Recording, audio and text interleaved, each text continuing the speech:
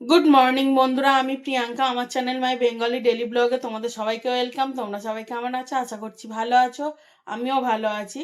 তো সকালবেলা রান্না টান্না করে দিয়েছি, ইন্দ্র বেরিয়ে গেছে। এখন ঘড়িতে সময় 9:30। এখন আমি করব টিফিন। তো আমার বিছানা টিছানা দেখো কিছুই গোছানো হয়নি, দেখতে পাচ্ছ বিছানারও কিছু গোছানো হয়নি। আমি আগে টিফিনটা করে নিয়ে তারপরে সমস্ত কিছু কাজ আস্তে আস্তে করব।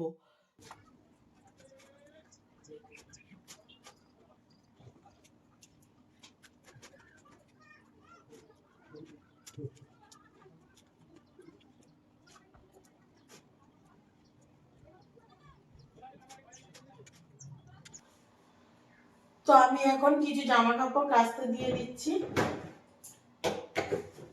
জামা কাপড়টা কাচতে দিয়ে বাদ বাকি কাজগুলো আমি করব। কিছু বাসন আছে সেগুলো মাজবো।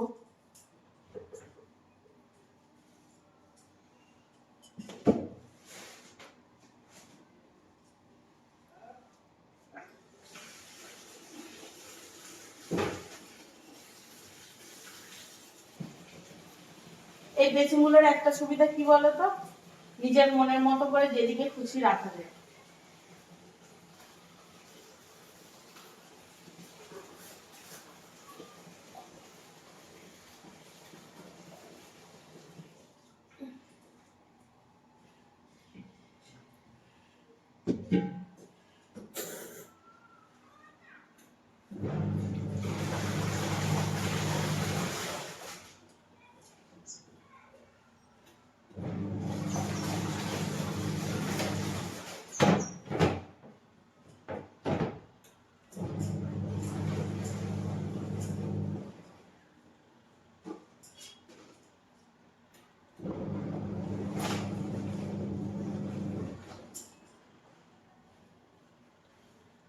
কালকে যে সবজিগুলো এনেছিল ইন্দ্র, ওগুলোই এখন আমি ফ্রিজে দেব।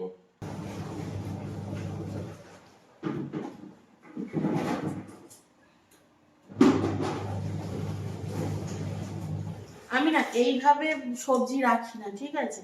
আমি প্রত্যেকটা সাইডে গুছিয়ে গুছিয়ে রাখি, কিন্তু আজকের কি মনে হলো সবটাই ঢেলে দিলাম। এমনি অসুবিধা কিছু হয় না,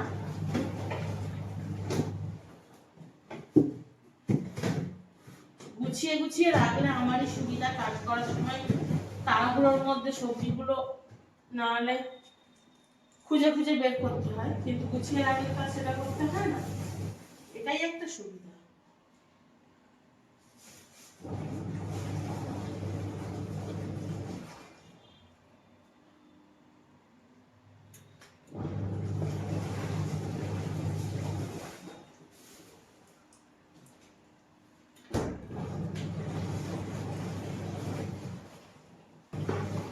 এখন এই ডিব্বাগুলোকে আমাকে জায়গা মতো সরাতে হবে। দেখি কোথায় কি রাখা যায়। প্রথমে এই দুটোকে আগে সাইড করে দিই।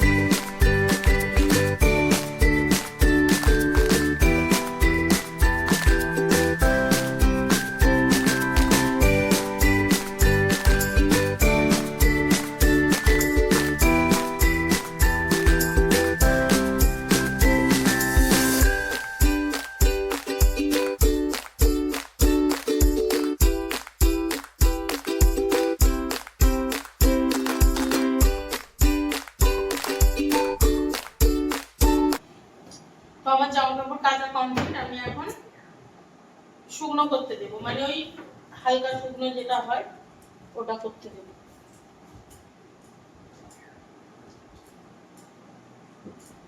অলরেডি জল ঝরে গেছে।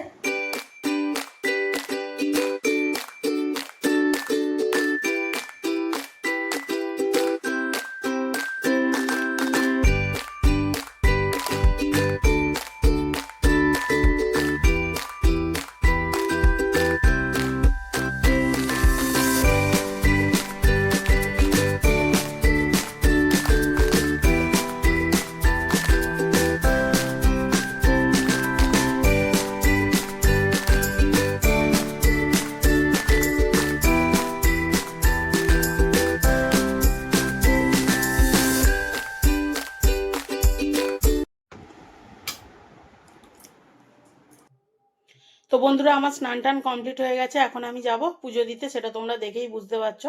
চলো আজকের বৃহস্পতিবার পুজোটা আমি কিভাবে করি দেখে নাও।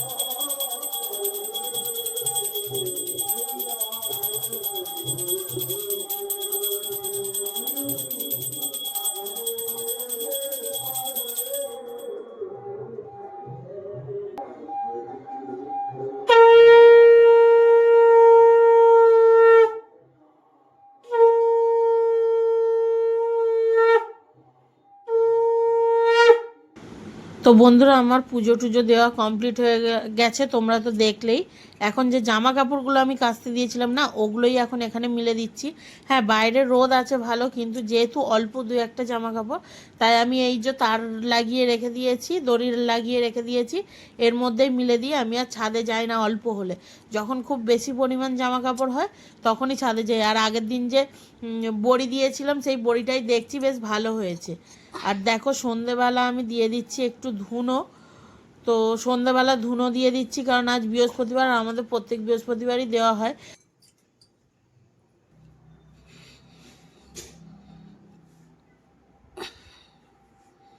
গুড ইভিনিং বন্ধুরা, সন্ধে হয়ে গেছে, আমার সন্ধ্যা দেওয়া হয়ে গেছে। এখন একটু ধুনো দিচ্ছি, যেহেতু আজ বৃহস্পতিবার, প্রত্যেক বৃহস্পতিবার আমাদের বাড়িতে ধুনো দেওয়া হয়, তাই একটু ধুনো দিয়ে দিচ্ছি চারিদিকে।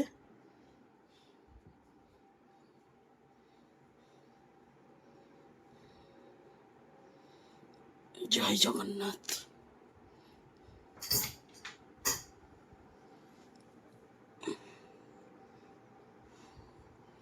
সন্ধ্যাবেলা ধুনো দিলে একটা বেশ সুন্দর গন্ধও হলো, আর আগুন দেখো বন্ধুরা, আর পোকামাকড়ও থাকলো না।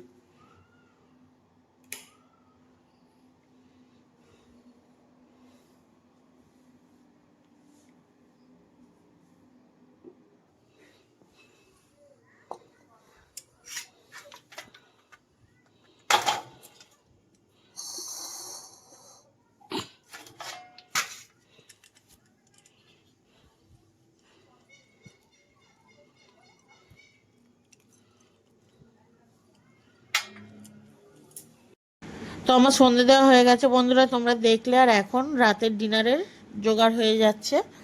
তো রাতের ডিনারে আজকের ভাত করব, ভাত আর মাছের তরকারি করব। কেন কি আজকের সকাল থেকে আমি ইন্দ্র দুজনে কেউই ভাত খাইনি, কারণ ইন্দ্রকে রুটি করে দিয়েছি।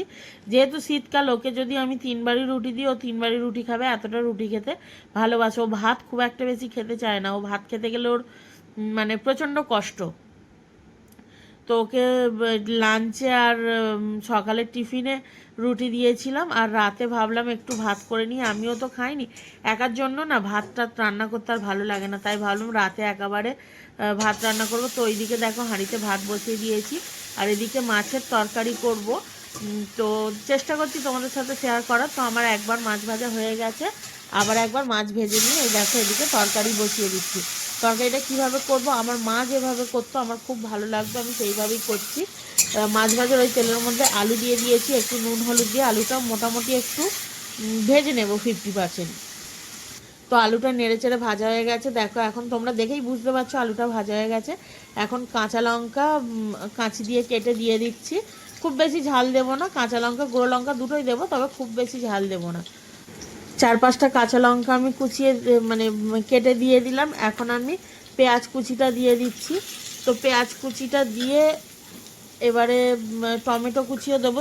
এটা জাস্ট পেঁয়াজ, কাঁচা লঙ্কা, টমেটো আর ধনেপাতা দিয়ে হবে। দেখো টমেটো কুচিটাও দিয়ে দিলাম। দিয়ে এর মধ্যে না একটু নেড়ে চেড়ে নিয়ে এর মধ্যে হালকা লবণ ছিটিয়ে দেব। দিয়ে মানে লবণ দেওয়ার পর আবারও একটু নেড়ে চেড়ে নেব, নিয়ে একটুখানি চাপা দিয়ে এটাকে একটুখানি টমেটোটা গলা পর্যন্ত আমাকে অপেক্ষা করতে হবে। তো দেখো আমি লবণ দিয়ে দিলাম, দিয়ে একটু চাপা দিয়ে দিচ্ছি। তো চাপা দেওয়ার পর এই দেখো চাপা খুলে আমি একটু নেড়ে চেড়ে নিয়েছি, টমেটোটাও অনেক গলে গেছে। এখন গুঁড়ো মশলা, যেটা রুটিন মশলা হয় সেটা দিচ্ছি।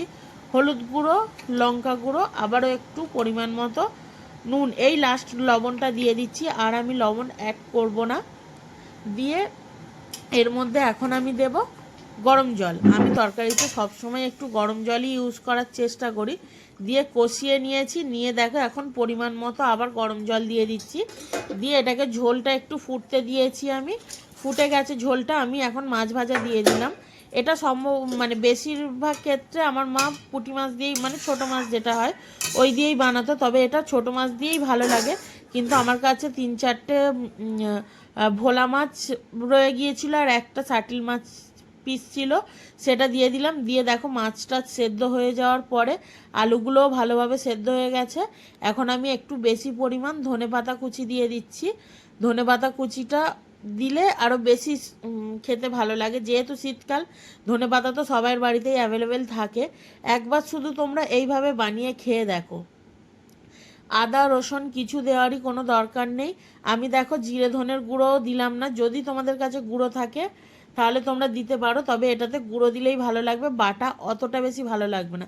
যেহেতু এতে বাটা মশলায় কিছু যাচ্ছে না, তো তাই অতটা বেশি ভালো লাগবে না। তো ধনেপাতা দিয়ে নিয়েছি, নিয়ে একটু ফুটিয়ে নিয়ে আমি নামিয়ে নেব। জাস্ট 2-3 মিনিট একটু ফুটিয়ে নেব, নিয়ে আমি তরকারিটা নামিয়ে নেব। তো আমার এখানে তরকারির ডান রেডি হয়ে গেল।